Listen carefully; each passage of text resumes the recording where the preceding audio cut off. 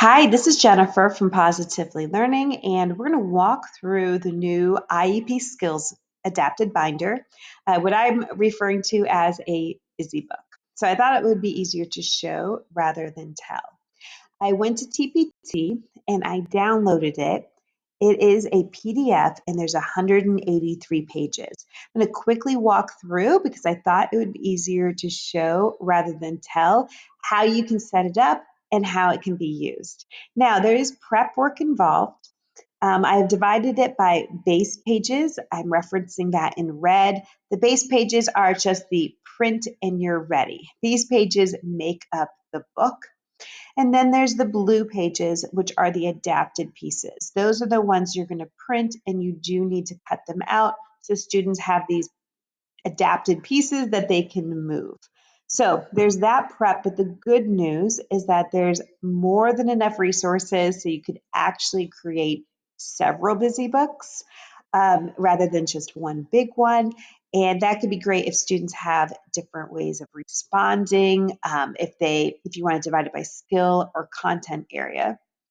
And what's also great is I purposely chose graphics that would last all year. So once you do prep it, you can use it the whole year. You don't have to worry about seasons or holidays. All right, so let's get into it. The first page, the next page I want to show you is the table of contents. Okay, so you can see that there are the base pages, and those are the ones you're just going to print. And then the adapted pages are the ones that you're going to have to do some type of prep work. I kept it as low as possible. All right, now in the middle of each section, I also included a page, I should say before each section, I also included a page that shows it in action. So let me minimize a little bit. Here are some of the cover options. I wanted to show this because when you look at it, it's just on a black and white, low ink, and I wanted to show a picture of how you can print it different colors. Maybe you have a color coding system. Maybe students have a favorite color. Everything included in these busy binders are landscape, which is that horizontal presentation that seemed most appropriate for students to be able to access. They have a little bit more room to work. All right, so there's the binder covers. Next are the interactive pages. So this is what you traditionally may see in a morning work setting. There are pages for students to respond with the date, how they're feeling. So let me show you real quick. This is the base page. So you would print this out. You can use a different color. It doesn't matter if you're using paper or cardstock, a sheet protector or laminate. They all work really well, so it's really preference. Laminate might provide a bit more durability, but a sheet protector might provide more flexibility, so you can switch it out. It's up to you. All right, so that's the base page, and then here's the adapted page. So the base page you'd print, put in a sheet protector or laminate. The adapted page you would print and cut out these different squares. So see how I have the laminate, or not laminate, the adhesive, or if you're using a brand name, it would be Velcro, those little coins. Once you cut out all of those adapted pieces, you would store them on the base page. So you'd put each card here with the adjoining adhesive coin side, and then students could finish the sentence by moving the appropriate card. So the base pages are also like storage pages for the loose pieces. All right, so there's a couple of different options for responding with emotions or feelings. You can mix and match them. You can create several different books. It's up to you. Same idea with the weather forecast. Here's the base page. Here's the adapted page that you would print and prep. I like to make it as a fine motor experience as possible, so I used a traceable font for each vocabulary word, so students would trace. Here are some writing pages. This would be appropriate for the date, day of the week. And then here's some extra with a visual guide at the bottom so students could practice like writing their name, copy work, whatever you'd like. All right, next are some fine motor pages. These are not part of the IEP skills, but still really important for our students. You could print out a few, you could switch them up, create multiple binders. It's up to you. The one student resource or material that you'd want to include is access to a dry erase marker, if that's what's appropriate for your students. So I'm going to go through these quickly. There are several of those included. Okay, and now we're moving to another set of interactive pages. These are pages that would stay in your binder. So if you're creating multiple binders, you might print these a couple of times.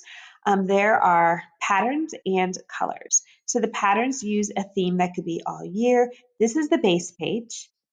So you'd be adding adhesive for students to move a card to finish each pattern. So I'm pointing right here, the adhesive pieces would go here.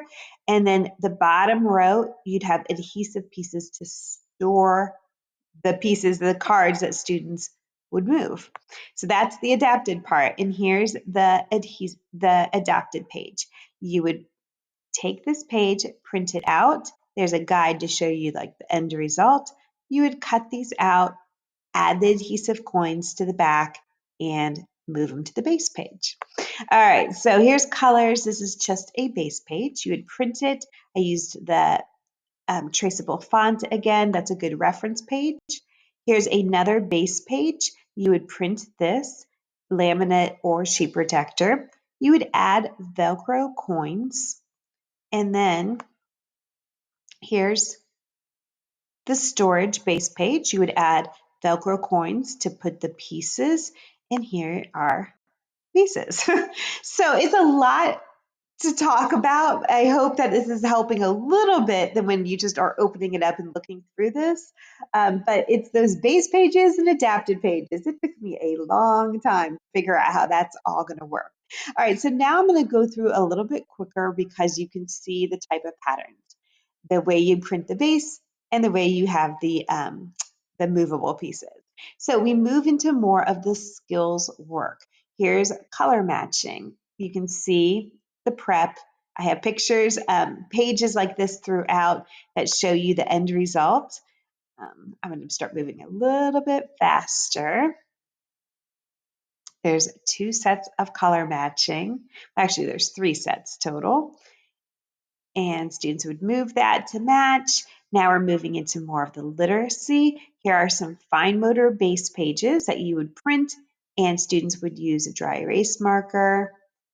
There's a couple of different options. And then we get into more of the adapted pages where you're printing base pages and then you're prepping, there's a couple options, you're prepping the movable cards. Students could match uppercase letter to uppercase letter, lower to lower, upper to lower, lower to upper, definitely whatever works for your students. And they can grow with those skills as well. Initial sounds. There are 3 different pictures for each initial sound. You could prep this. I prepped it with 3 pieces of adhesive for students to do all 3, but you may not have that. You may have 1 or 2. That's up to you. And there are several different pages, so you could put a couple in one binder, a couple in the other. You could include all of them in one binder. That is also up to you. All right, so moving faster to get through this. Respect your time. All right, so there's the letter sounds. There's 3 again for each sound. Then we have some phonemic awareness, some rhyming pairs, which are puzzles. So you would have the base would be, let me just back it up a little bit. Sorry about that. The base is right here. So you'd add the adhesive pieces and students would move the pieces to create a matching puzzle. And there's the adapted page where you would print this out and cut it up and add the adhesive coin. So there's several of those. Base pages for syllables. This is a base page where it's a sorting mat. And then there's 2 sets of syllable pages. So I recommend printing 1 for one binder, 1 for the other. There are 6 syllable choices for each page. So there's actually 12 syllable pages. Sorry if that was a little confusing. All right, then we move into phonics. So you definitely want to differentiate for what your students need. more puzzles. There's CVC words, words with the silent E pattern, words with blends and digraphs, and words with vowel teams. Your students probably wouldn't be working on all of them, so you choose the one that's most appropriate, and then you can switch it up as your students progress. And there's a little bit of diphthongs and more vowel digraphs. Let me show you in just a moment as we're moving into phonemes. So here's a base page, and students would be using these as the adapted pieces, naming the picture, listening to the phoneme, and finding a match. And the last literacy option is some sight word work.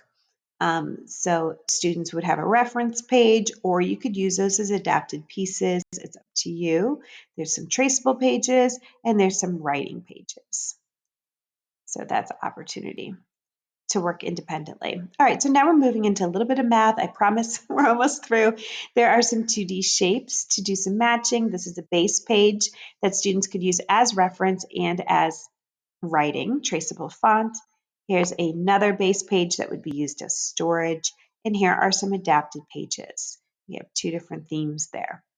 Then moving into numbers, we have some fine motor, some base pages that students would use to practice writing, and then some reference pages. You can print those on color, bright color, cardstock or paper. Then we have some number tiles that you could prep and use as interactive pieces. You can match number to number. You could put them in number order.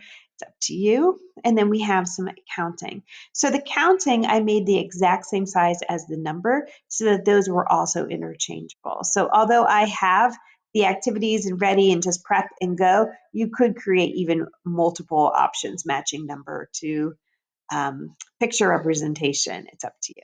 All right, so they're divided by counting 1 through 10 or counting 1 through 20.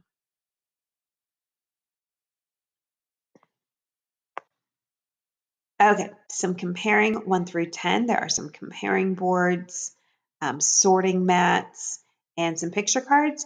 Now, these are the picture cards for pairing 1 through 10, but of course, we just rolled through all of those counting pictures. So I highly recommend using those. If you're going to prep them, you might as well get as much use as possible, right?